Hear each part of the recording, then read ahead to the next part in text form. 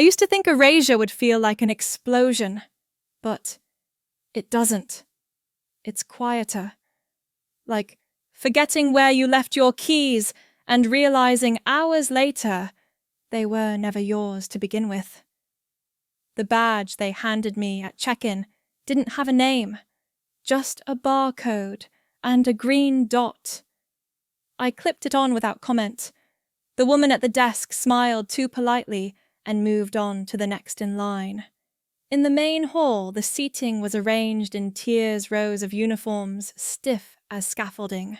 I found my assigned seat near the back, marked only by a folded white card with no writing. Others had placards with ranks and full names embossed in gold. I didn't reach for mine. I knew better than to touch things not meant to be kept. On stage, a pair of officers adjusted the microphone.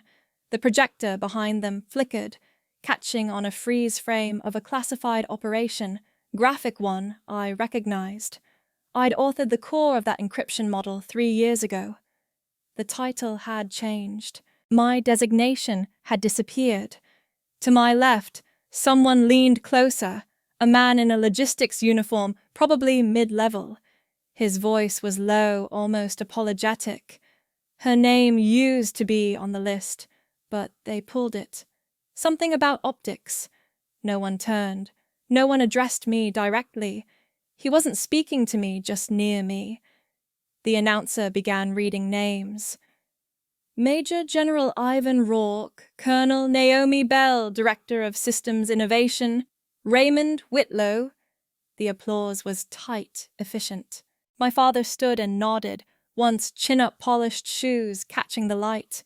On the projection screen behind him, the credits scrolled slowly. Encryption, Oversight, Colonel Raymond Whitlow. Linguistic Support, Classified. No mention of Ghost Protocol's design lead. No mention of Ghostwalker. No mention of me. My father sat again without looking in my direction. He hadn't seen me when I came in. Or he had and pretended otherwise. Hard to tell the difference with him.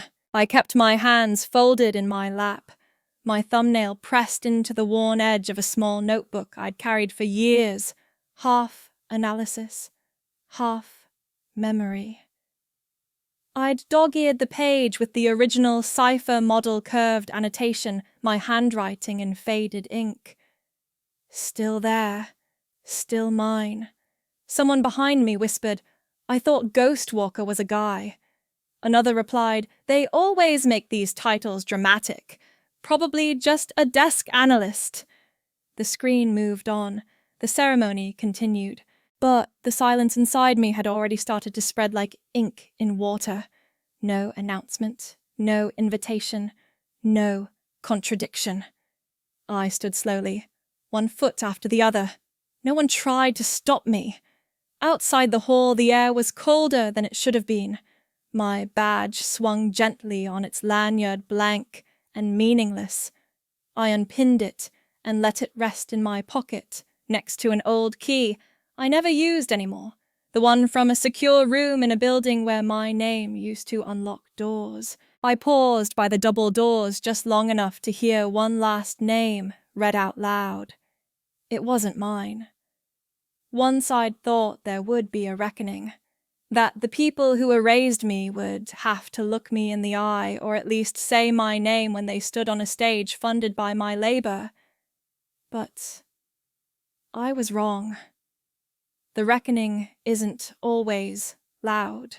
Sometimes it looks exactly like this, a silent reshuffling of paper, a program printed without revision, a father standing tall while the daughter sits invisible in the third row. On my way out, I passed a table with leftover packets. One of them was open to a page labeled Legacy Operations Framework. It had a chart. I had built the structure for that chart using a hybrid syntax system no one else understood at the time. In the margin, someone had made a note, "Simplify for presentation." I didn't tear it out. I didn't cross out the credit. I didn't need to. The last thing I saw before the door closed behind me was my father shaking hands. His voice was steady, firm, like always. "Protocol was a team effort," he said. "We just made sure it was readable." I looked down at the card in my hand, the seat marker with no name.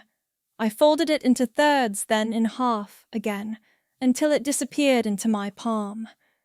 There was no announcement for my absence, no inquiry when I didn't return to my seat. No one followed. And that, I think, was the point. Not being pushed out, just being steadily, quietly replaced by a story that looked neater without me in it. I didn't throw the card away. I slipped it into my notebook right between the cipher model and the last message I'd translated before the breach. It belonged there now among things that had once mattered, but no longer required permission. There had been a place for me, until there wasn't. I thought the best way to be accepted was to leave no edges. When I was 16, I started waking up an hour earlier to read foreign broadcasts in languages I didn't speak yet. I'd sit at the kitchen table before school headphones half cracked, repeating phrases under my breath, like they might soften the silence between me and my father. Once I pronounced something wrong in Russian hard instead of soft, and he looked up from his coffee long enough to remark, "If you're going to study the enemy, at least get the vowels right." I nodded. That was the closest I'd come to earning acknowledgement that week. My file from the academy still has the handwritten recommendation, disciplined, cooperative, exceptionally precise. There's no mention of why I chose that path, only that I complied. No one knew I'd declined a full scholarship to study comparative linguistics at a civilian university. I didn't tell them I'd already memorized 3 writing systems by then, or that my acceptance letter was folded inside a book on Arabic morphology that still smelled like second-hand ink. "You're not going to change the world diagramming verbs," my father said when I left the letter on the counter. He didn't ask about the school. He pushed it aside and placed his car keys on top. At family dinners, I learned how to disappear.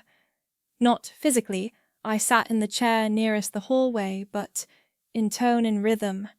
I never corrected mispronunciations, never brought up deployment briefings I'd helped translate. When promotions came, I clapped with the others and kept my own commendations in a drawer. I once overheard my uncle say, "She's bright, sure, but not military bright." He tapped his temple for emphasis, like strategy was something genetic. I didn't argue.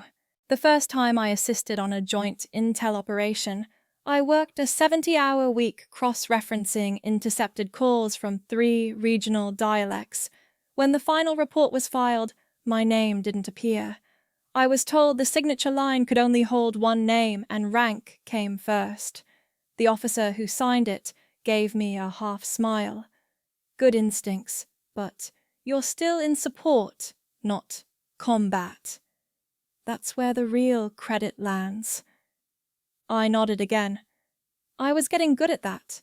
At one point, I tried to explain to my mother what I did. I used metaphors, bridges, puzzles, code books, anything but jargon. She stirred sugar into her tea and responded without looking up. "I thought you'd be teaching at a university or something by now. It's a waste, all that brain of yours being tucked away in a bunker." I folded the napkin on my lap and didn't mention the list of lives saved after a misinterpreted call in Kandahar was corrected just in time. I didn't mention I hadn't seen daylight that week. "Someday you'll get tired of making yourself small," a professor once told me in passing. It wasn't advice, more like whether something said because the air needed sound. When I passed my tactical readiness exam, not required for linguists, I left the certificate on the kitchen table. My father glanced at it while tying his boots. "Impressive," he said without inflection. "You'll make a fine civilian coordinator." Civilian. That word hung like a smudge on a uniform. I didn't correct him. I just tucked the certificate into a manila folder with others that had only ever been seen once. I used to sit in the back of promotion briefings, watching as names were called in descending order of rank. I memorized the rhythm, last name, comma, first service number. I practiced saying mine in my head, even though it was never read aloud. I wanted to be ready in case it ever was. It never was. When we took group photos after successful missions, I offered to hold the camera. Once in a rare lapse, my father introduced me to a colleague during a charity event. "This is Riley," he said. "She works with comms." I extended my hand. The man barely glanced at me. One of the translators. I didn't correct that either. My father didn't blink. I had a coat, once a dark blue officer's issue, with faint stitching along the inner lining. I wore it through 5 deployments, 2 winter stints, and 1 late-night extraction. The inside cuff still had a thread of red dye from the time I pressed it to a soldier's wound while whispering instructions in a language he didn't speak. I never told anyone. That coat hung in my closet for 7 years until I donated it with the tag still sewn inside. There's a folder in my drawer labeled Contributions.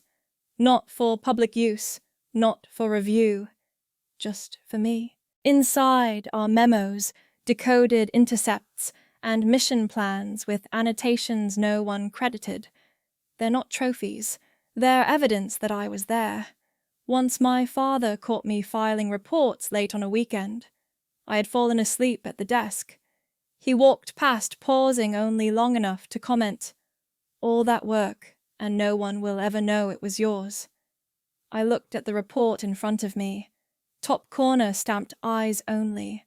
No author listed. I didn't respond. I closed the file and placed it neatly into the bin. Not because I gave up, because somewhere along the way I had learned that being seen wasn't the same as being allowed to belong. Recognition never came in a full sentence. At the academy, there was a day when the monitors all went black for 4 minutes. 4 languages, 3 continents, and 1 unsecured frequency later a patrol unit made it home without needing body bags. I had no rank to claim the discovery, so I passed the translation packet up the chain and returned to phonetic drills like it never happened. 2 weeks later, a ceremony was held. My section leader wore a new badge. "Quick thinking on foreign comms," the announcer read. Someone handed him a plaque with my words printed on it. My name wasn't there. He found me afterward near the vending machine. His handshake was too firm. "Clean work. Next time, take a breath before sending anything up. Almost flagged the wrong protocol." I nodded and watched the vending coil spin without releasing the packet of trail mix I hadn't paid for. Later that night, I wrote the full exchange in my field notebook. Not to prove anything, just so I wouldn't forget how silence sounds when it's wrapped in teeth. On my 27th birthday, 2 cards arrived in the same envelope. One from the agency printed on embossed stock with a formal message, my full name spelled correctly. The other, handwritten in my mother's cursive, said simply, "Happy birthday. No name, no love, Mom. Just that." Folded once, tucked behind the other, like an afterthought. I kept both. Sometimes absence isn't the lack of something. It's the deliberate withholding of what could have been offered freely. At family dinners, I learned how to chew without speaking. When my brother Ethan was selected for special recon, there was steak on the table and a bottle of rye opened without ceremony. The chairs pulled closer. My father's voice had weight that night. "He's built for this. Knows where to push, when to hold." That's soldier sense. My glass stayed half full. I didn't lift it. A month later, I received transfer orders to strategic intelligence and psychological ops. My father caught the envelope on the kitchen counter. His only comment, "Don't overthink it. Just don't make a mess." I ironed my uniform that night and re-creased the shoulders. He didn't ask where I was going.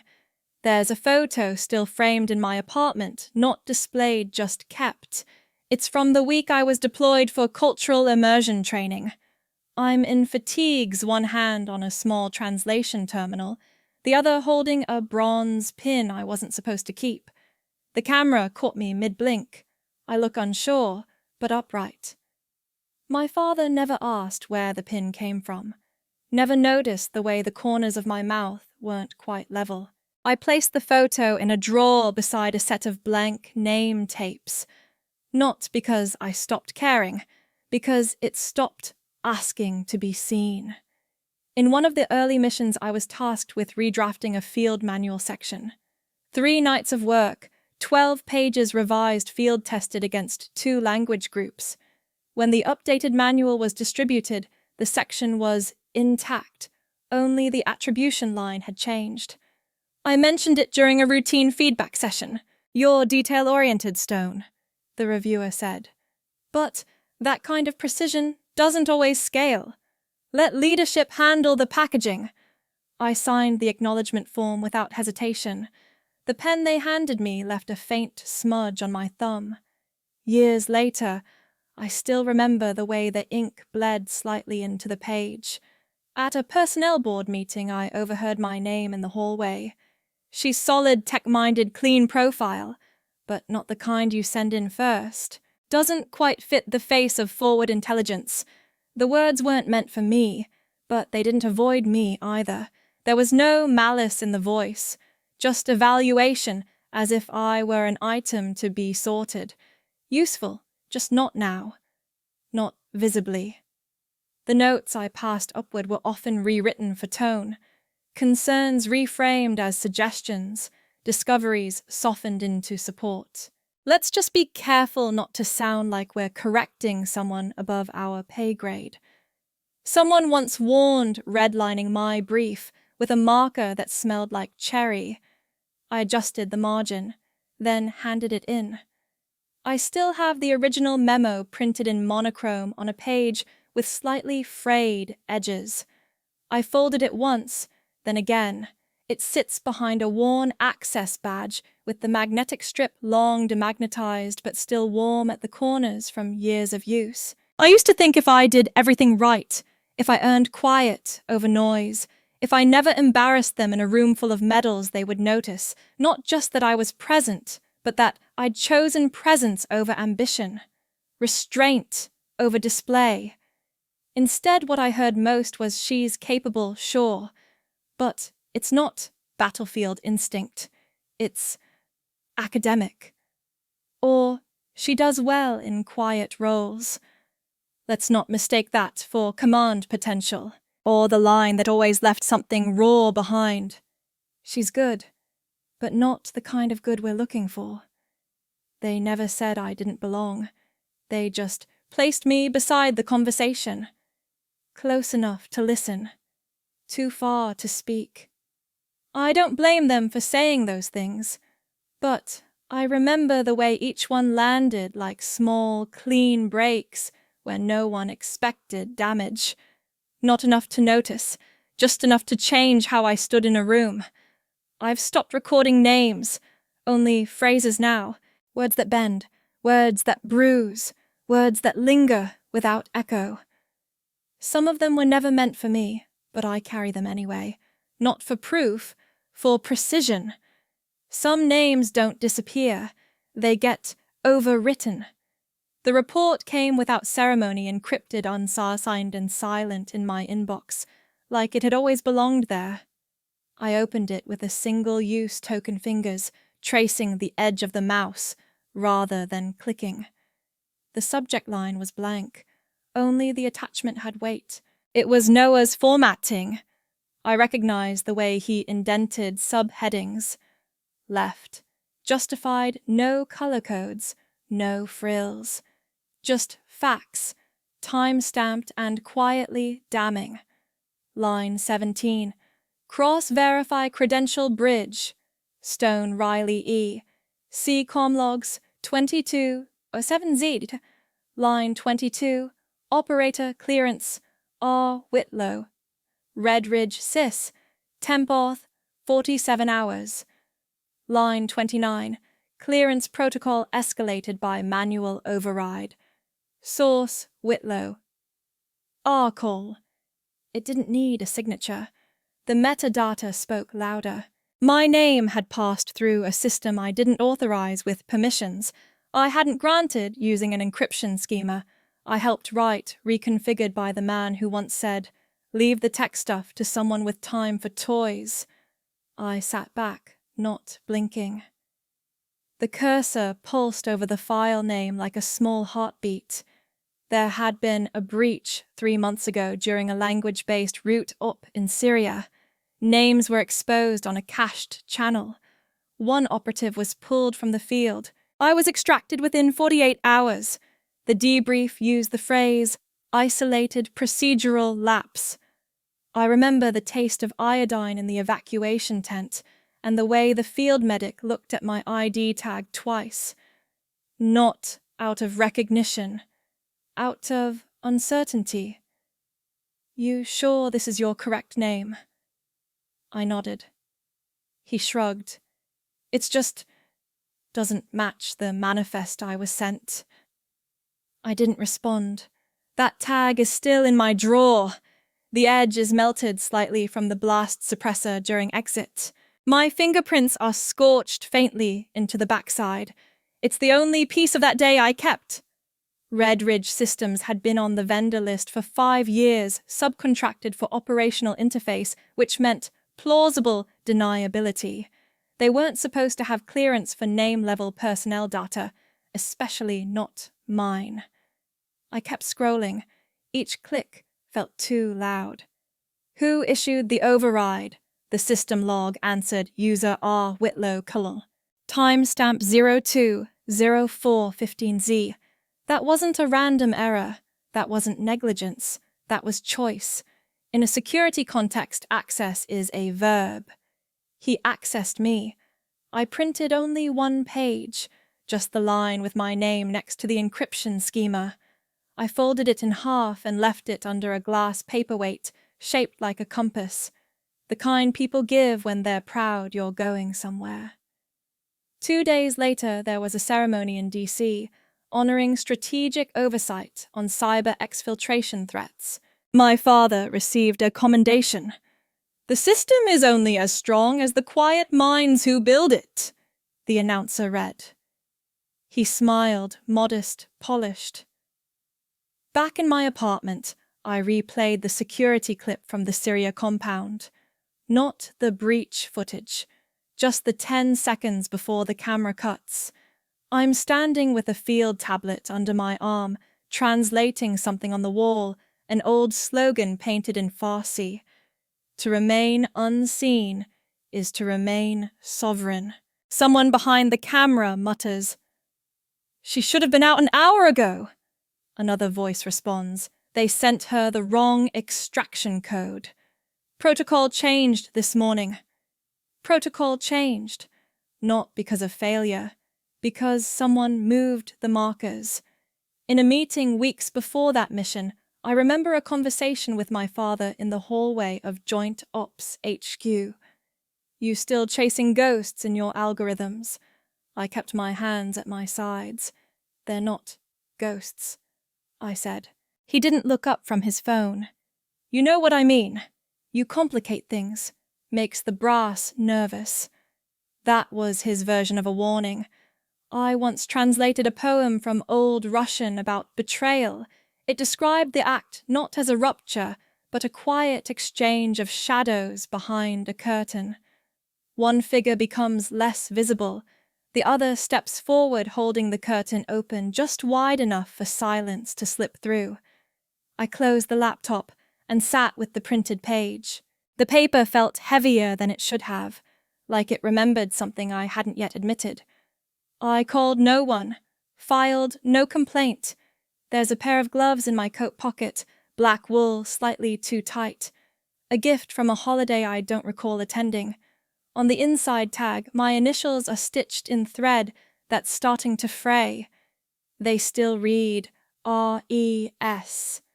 No one ever noticed when they were reversed on the DIA access roll for 2 quarters. No one corrected it.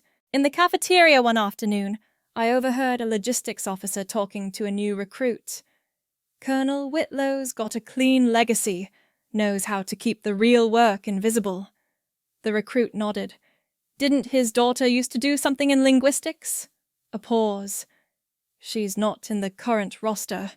Might have transitioned out. I stirred my coffee 3 times before setting the spoon down. It left a ring on the napkin that didn't fade. I looked at the stain until it felt like a shape I recognized. A record can be erased with enough access. A reputation can be softened by omission. But presence, true presence, only disappears when someone chooses not to correct the record. I closed the report, deleted the token, and locked the file drawer. The glass compass stayed where it was. The room didn't feel smaller, just quieter. There are moments you realize something permanent has already occurred. Not in the fire of confrontation, but in the soundless shift of being rewritten intentionally and without your consent. I didn't speak it aloud, but the question stayed unfinished, humming behind my teeth. Why me? Silence feels heavier when it's deliberate. I didn't draft a formal complaint. I didn't demand an inquiry. The systems built to trace injustice often rely on the accuser naming themselves. I left mine blank. The submission portal for OCU 3 asked for identity verification. I uploaded an encrypted bundle of logs, timestamped key rotations, IP handoffs, and conditional access overrides tied to Project Alto. The terminal flickered as it processed the hash chain. I watched the screen until the final line blinked. Submission received. Case file opened. I signed it. Alex Marsh. That name existed only once 12 years ago in Moldova, tucked into a forged UN observer badge. Back then, I memorized 3 different birthdays in case the story fractured. This time, no backstory was needed. The report didn't accuse anyone. It just pointed a narrow beam of light at a hallway most people avoided walking down. There were no adjectives, only code strings. Truth doesn't always need context. Sometimes it's enough to let the numbers speak. I checked the feed one last time, then shut the laptop. It hummed for a few seconds before going dark, as if it too had said enough. The next morning, I submitted my transfer request to Strategic Language and Tactics Instruction, citing the need for mission-aligned recalibration. No one questioned it. Reassignments to desk roles are rarely met with resistance, especially from women who never demanded visibility. At the exit interview, a civilian clerk skimmed my file. Looks like you were cleared for field work until 2031. That's unusually long. I nodded. He tapped the keyboard. This says you requested non-operational status. Another nod. No explanation.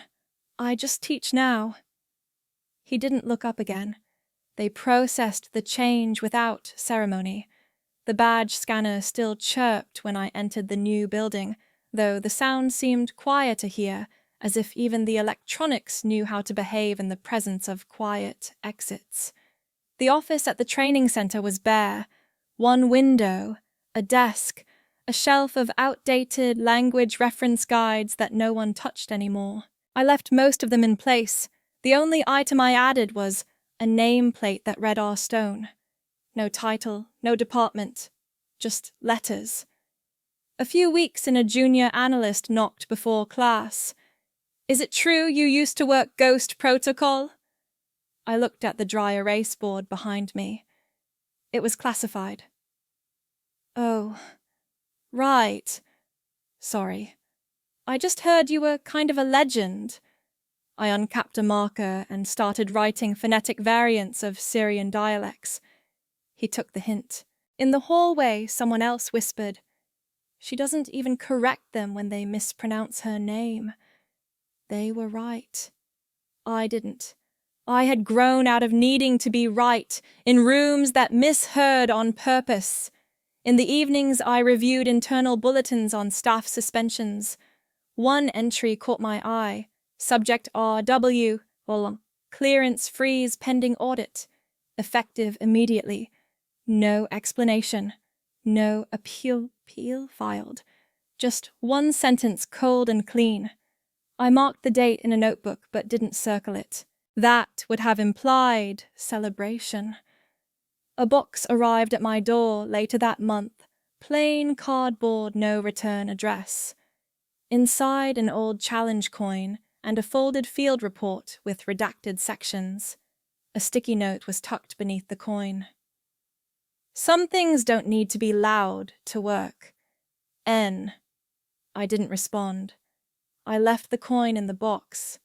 But the note I slid into the back of a book I taught from language as signal. Page 247. Right between idiomatic structure and subtextual implication. Instructors here weren't asked about their pasts. Most had too many. In the staff lounge, we talked about syntax, not assignments. Coffee was brewed poorly and poured often. No one asked what you used to be.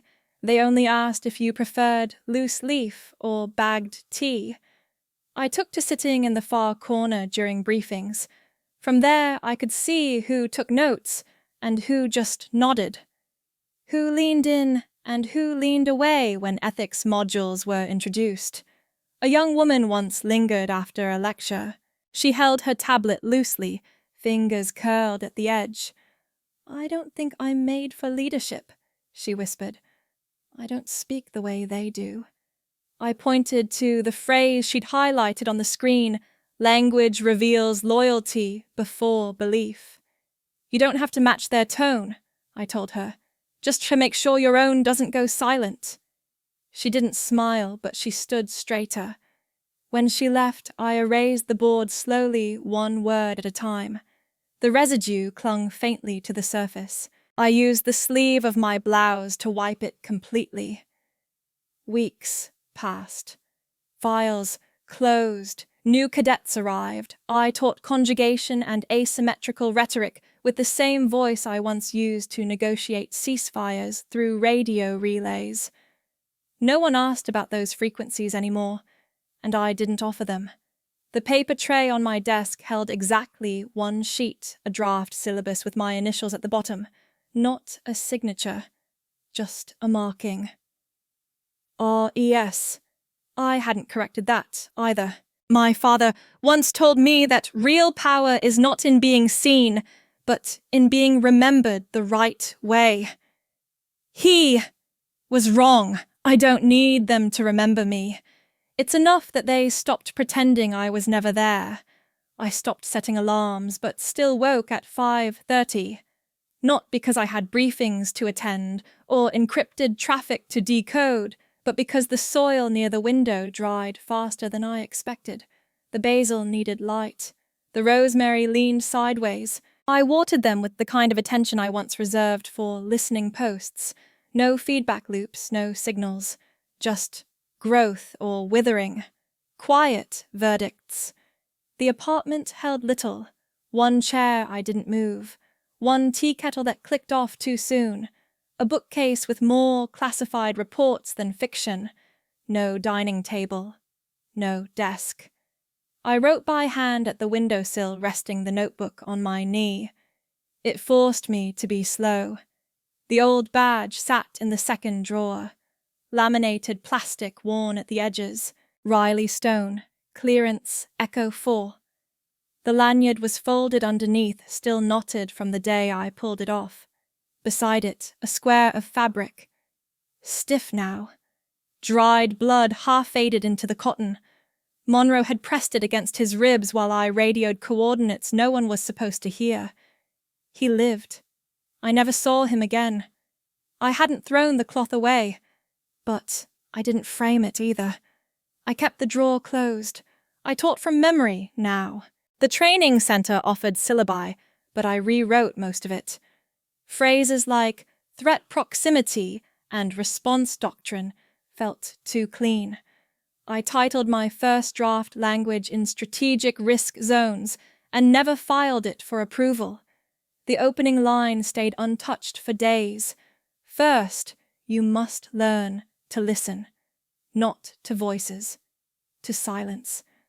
No one asked why I sat in the break room without coffee, or why I always brought a notebook but rarely opened it. Instructors learned to leave each other alone. Still, a few noticed when I declined the holiday potluck. "It's not really about food," someone muttered in passing. "It's about showing up." I nodded and kept walking. I answered messages when I had to. Short phrases, no exclamation marks. The thread with Ethan blinked once, then went dark again. He'd sent a photo of his newborn, named after our grandfather, not that he mentioned it. Mom sent a single line weeks later, "If you're not coming to the lake house at least."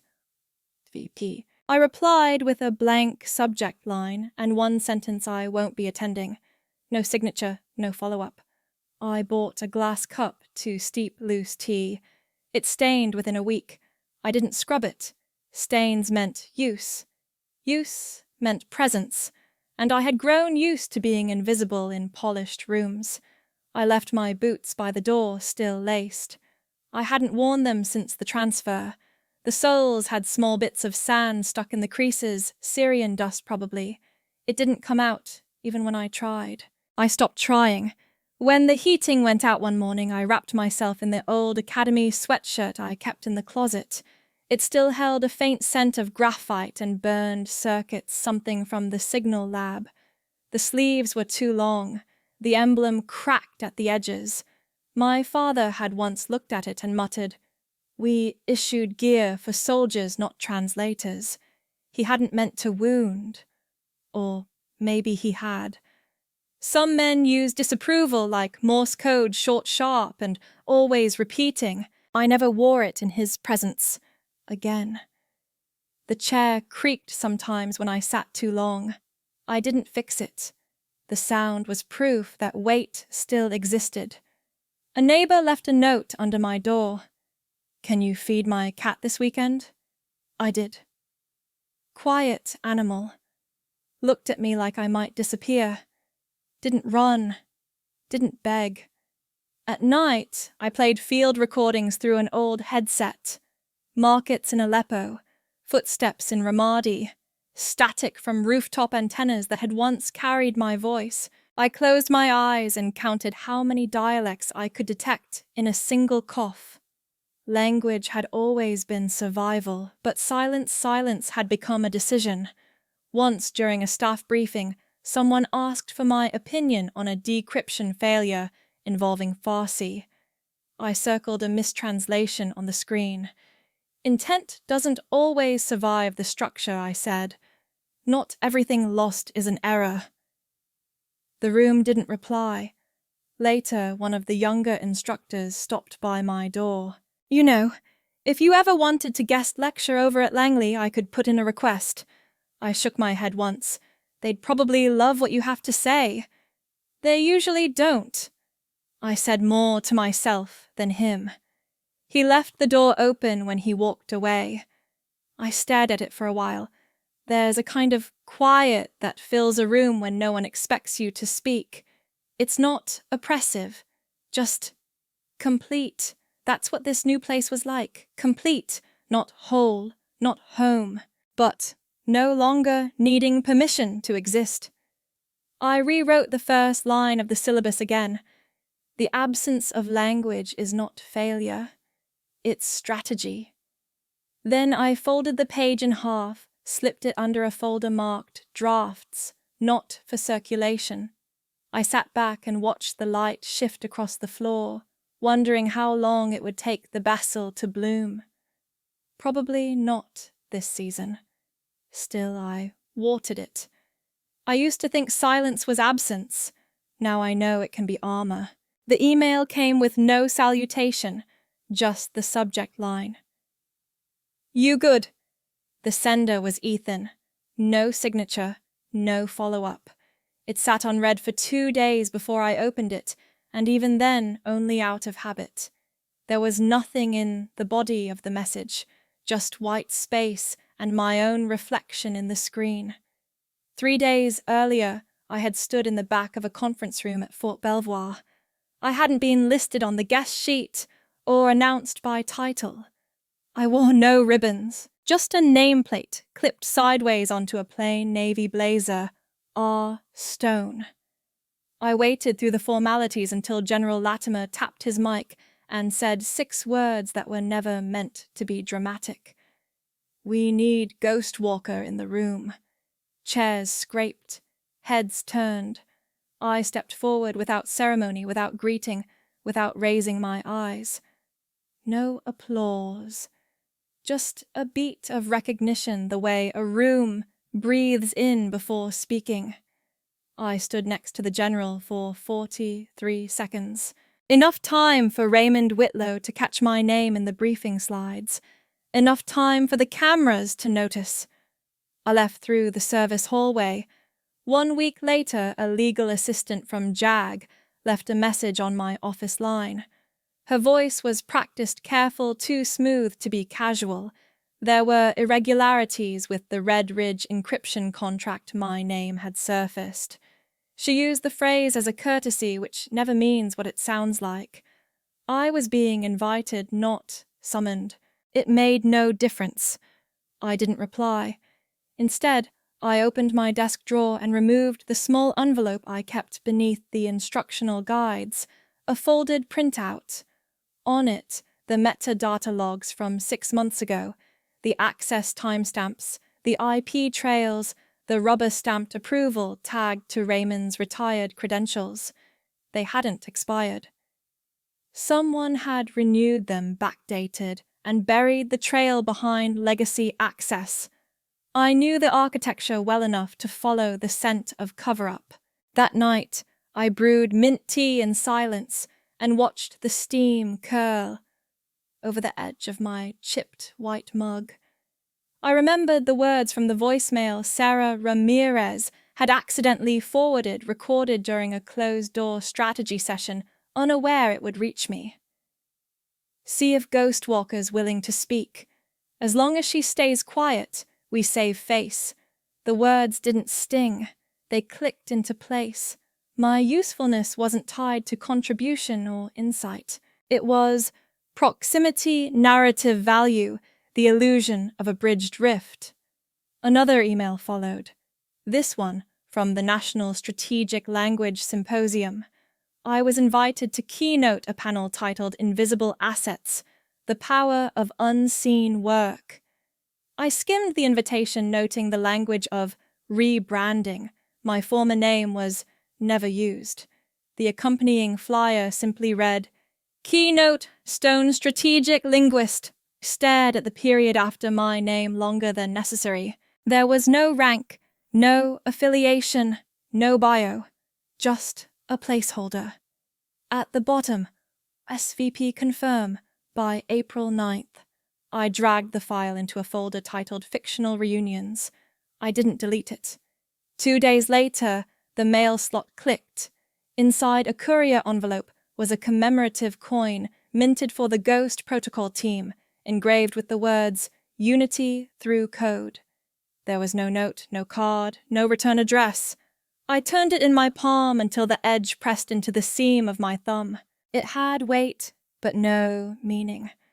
Like a medal handed out by someone who never learned your name.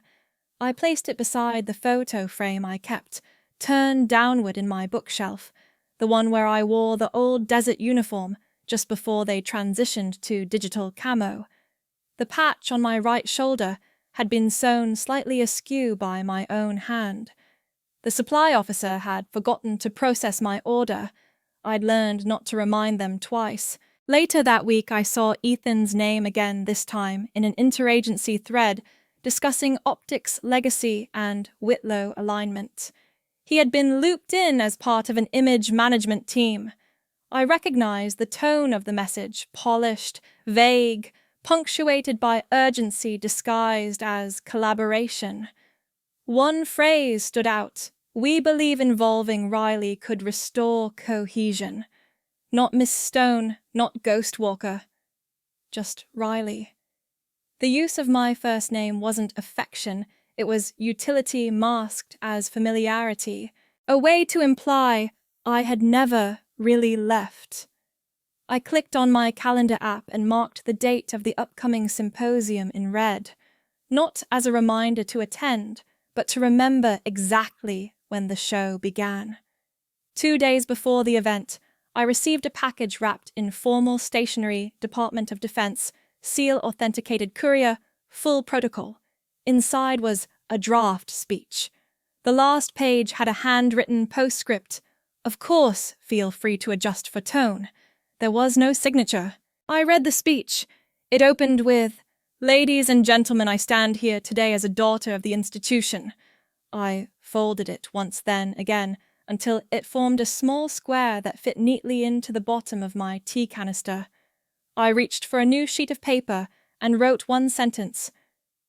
Silence is not absence. It is what remains when the noise is done performing. I didn't type it.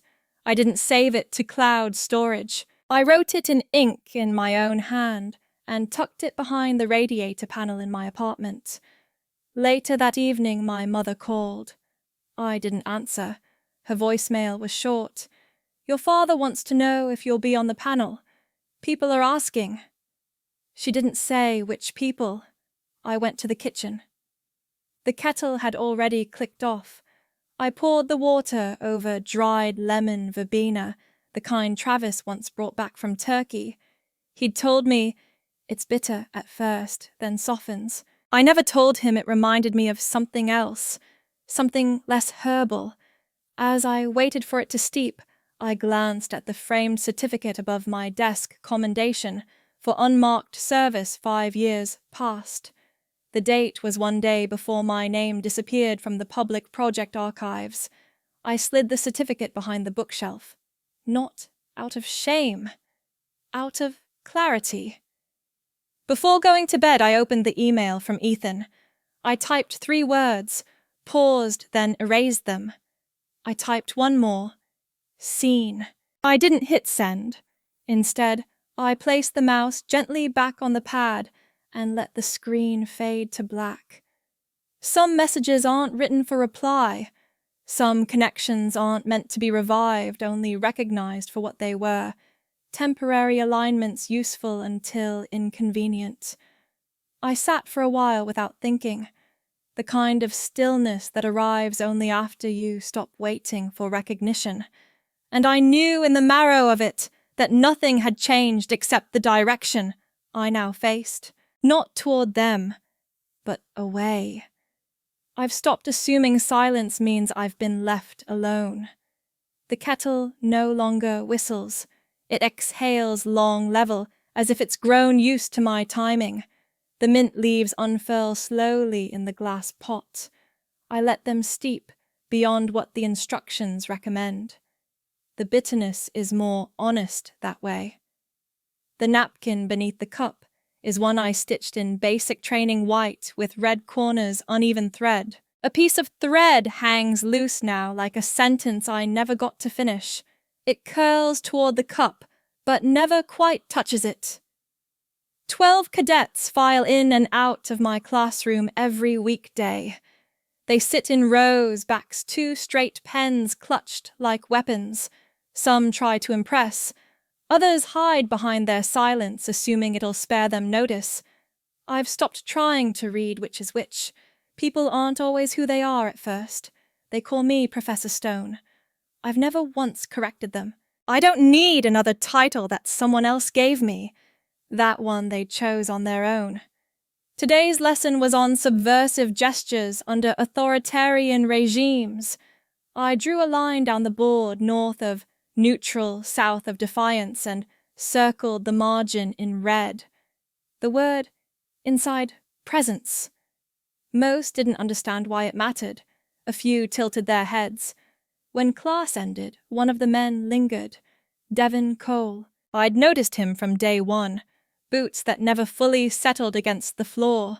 Fingers twitching like they'd rather be holding a radio than a pen. He waited until the others left before walking up.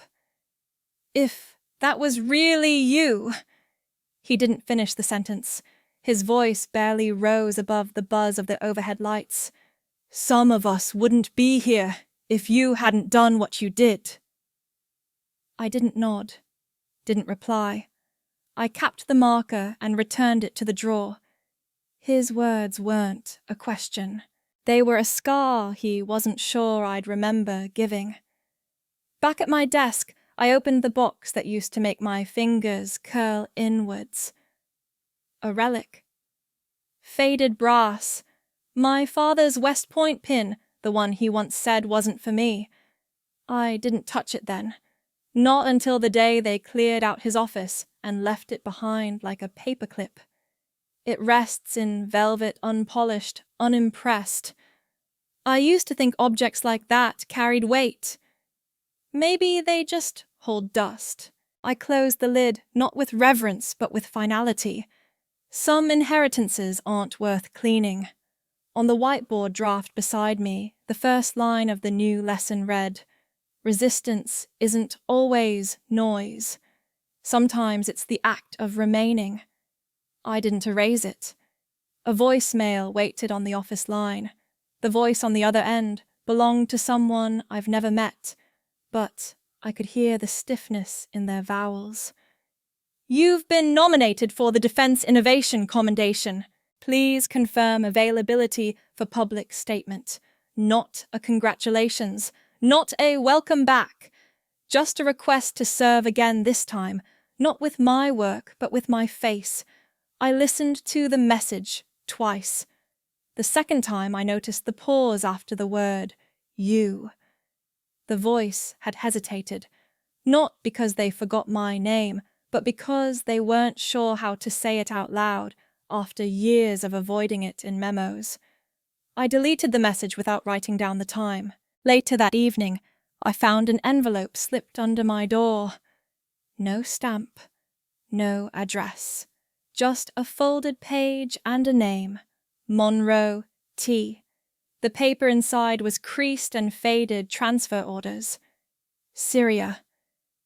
The first time I saw that name on paper, I was in a bunker with a man bleeding into the sand and no one to call for help. I hadn't thought about Travis Monroe in months.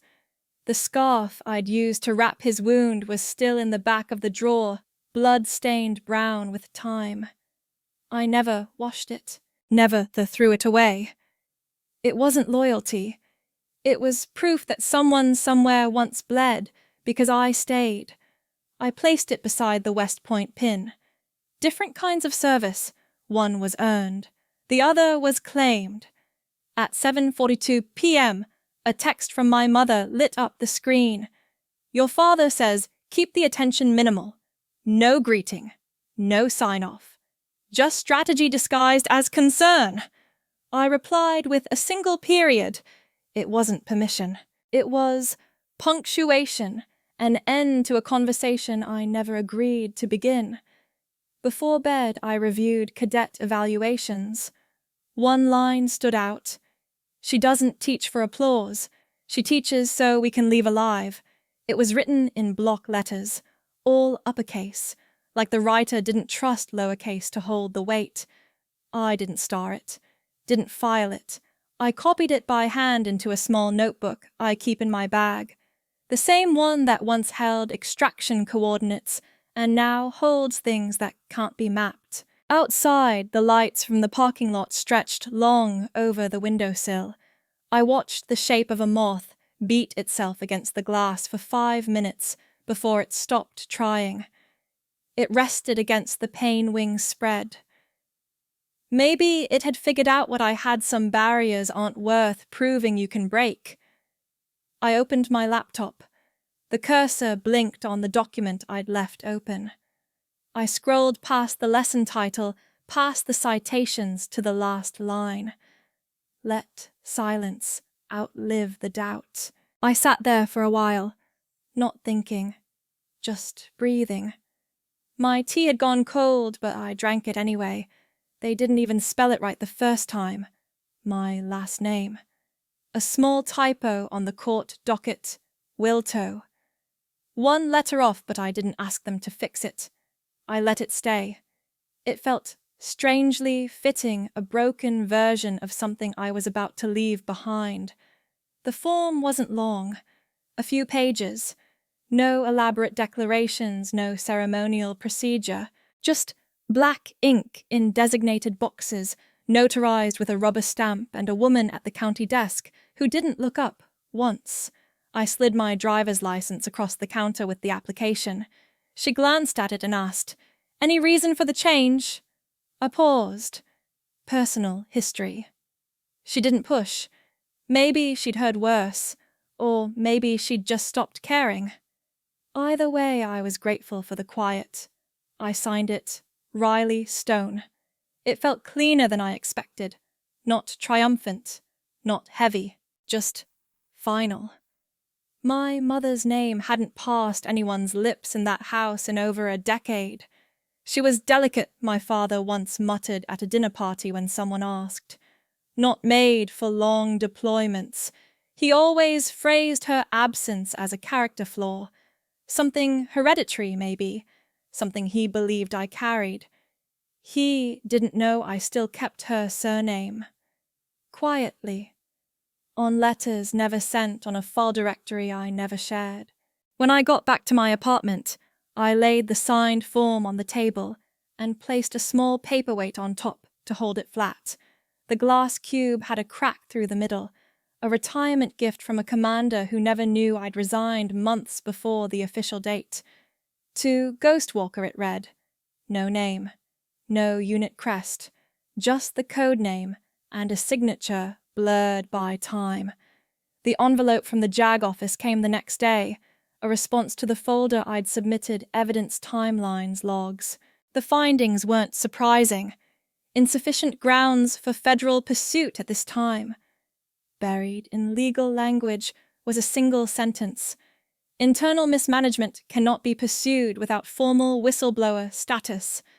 I folded the paper, once slid it back into the envelope, and wrote across the seal in pencil, "Closure is not owed." I didn't shred the documents. I stacked them in a manila folder and wrote Stone Private Records on the tab. Then I placed them in a drawer beside a certificate I had never framed, the one acknowledging my contribution to Operation Obsidian Veil. No unit listed, no official commendation, just a line of text for acts performed in furtherance of national security. I lit a single match and held it over the sink, not for the folder, but for something else.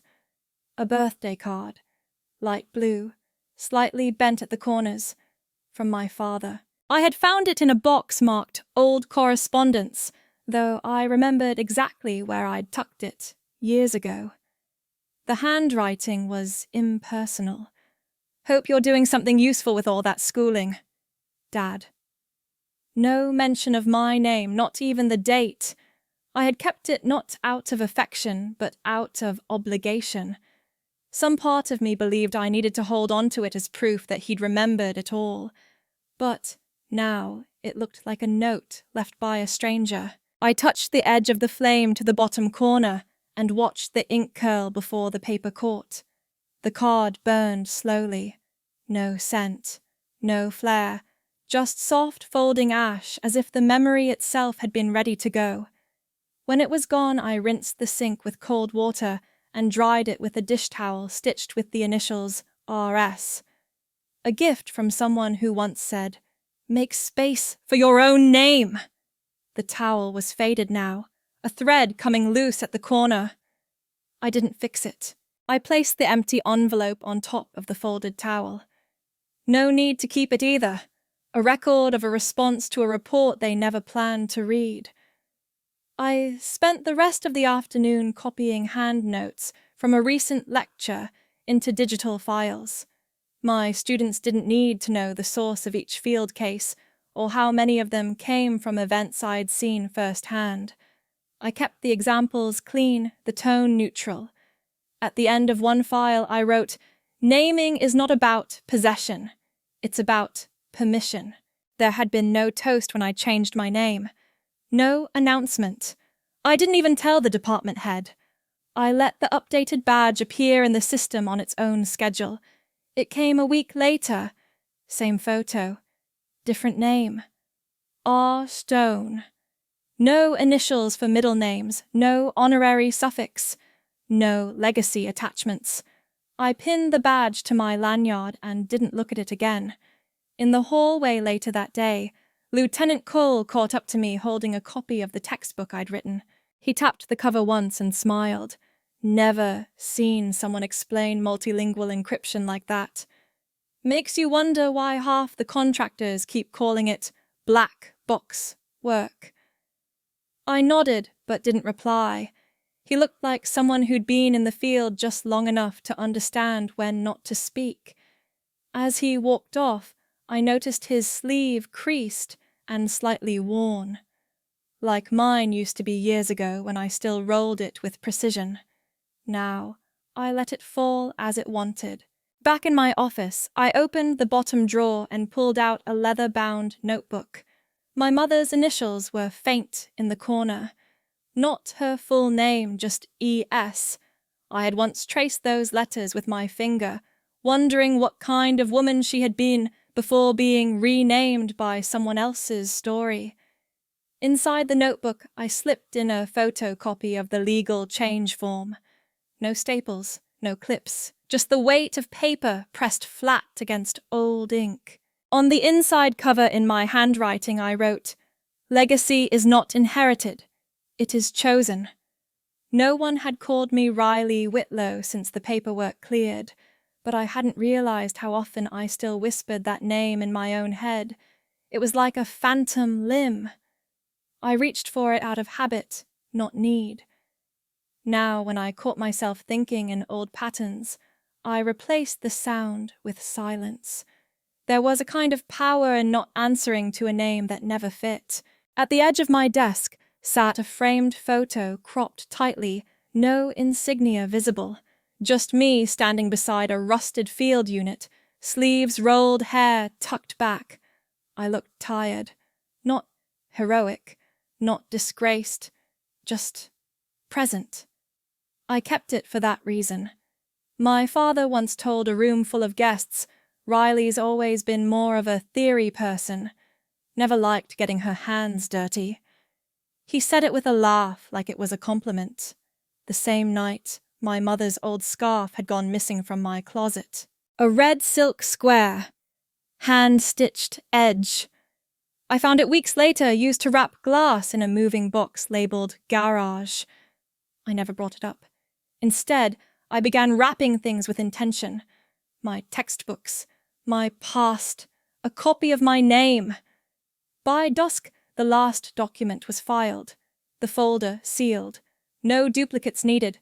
I didn't celebrate. I didn't light another match. I just closed the drawer and left it there where no one else could reorder the facts. Some things aren't rewritten. They're simply renamed. I used to think the quiet needed explaining, that it meant something was missing, some forgotten line in a conversation, some unopened door.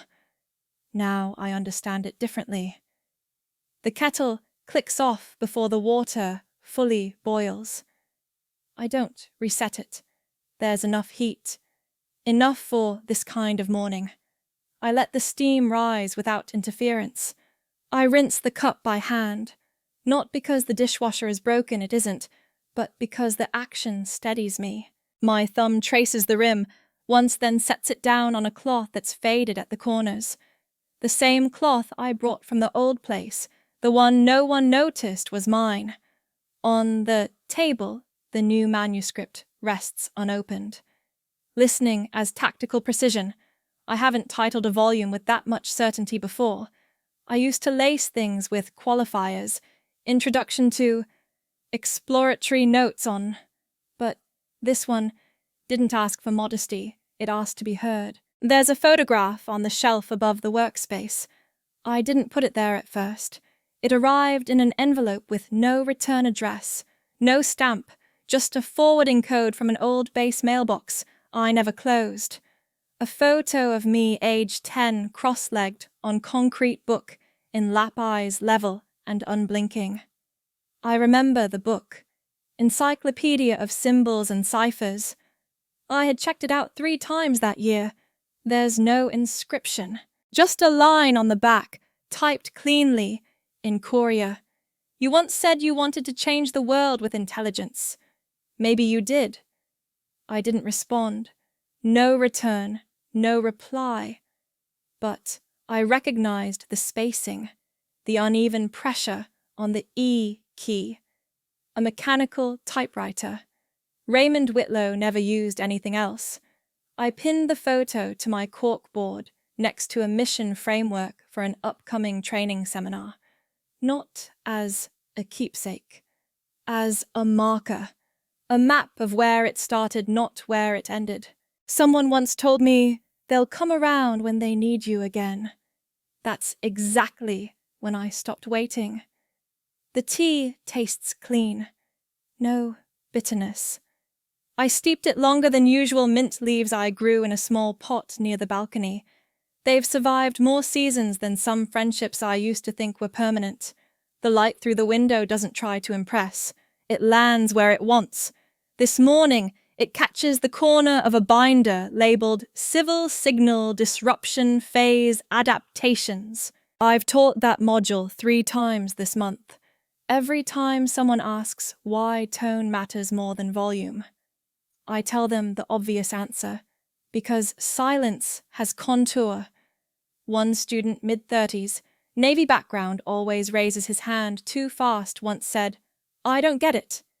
Isn't silence just blank?" I looked at the way his pen hovered before he finished his notes. "Only if you don't know how to hear it." No one laughed. They rarely do in my sessions. Not because it's strict, but because they sense it's built on lived structure, not performance. I cleared out another drawer last night. Old ID tags, briefing folders, a security token that no longer beeps. I didn't throw them away. I placed them in a file marked archived, not hidden, just no longer central. There's something calming about letting objects become ordinary again. I haven't heard from Ethan since the last inquiry memo. His name was on the CC line, but not the body. I don't expect more. I stopped measuring care and outreach. Most people don't write when they're ashamed. They just disappear into apology-shaped silences and hope you fill in the rest. He once said at a dinner table, "She's good with language, not leadership." The fork in my hand didn't tremble, but my name felt colder afterward. I don't correct people now. When someone says, "Oh, you worked in code support," I say yes. When someone says, "You mean you helped with translations?" I say yes. I let them sit with the smaller version. I don't owe them the full one. My inbox has 2 unopened invitations, one to a military ethics panel, one to a televised roundtable on female leadership in special ops, both with subject lines that read like requests for redemption cloaked in visibility. I won't reply. Not out of defiance, just clarity. I've learned the difference between being needed and being recognized. One is about use, the other is about presence. A student left a note on my desk last week, folded unsigned. "You made me realize I wasn't invisible, not even in silence." I tucked it behind the mint pot. It didn't need framing. There's a quiet that follows leaving something fully. Not the absence of noise, but the absence of pull. I opened my laptop not to write, but to close the day's tabs. Nothing urgent, nothing unread. Just the reminder that I can begin without catching up first. I lift the cup again. The steam is gone now, but the warmth lingers in the ceramic. My fingers close around it, without needing to think. The same way some names used to sit in my mouth before I realized they weren't mine. I stepped toward the balcony door. No shoes. The floor is warm from morning light. I unlock the handle, push gently, let the wind decide the pace. No curtains, no veil. The scent of pine wood drifts in from the building across the way. Someone must have opened their window too. For a moment, the air feels shared. On the table behind me, the manuscript cover remains open. Listening as tactical precision. A phrase I once offered a room full of people who didn't believe silence could have muscle. They do now. I stand still. Not posed, not purposeful, just still. A breeze brushes my cheek. It doesn't ask for anything. Inside my head, there's no echo. No echoing voice of command, of refusal, of dismissal. Just mine. And it's saying something simple. Not grand, not poetic. This silence isn't the space they left behind. It's the one I chose to live in.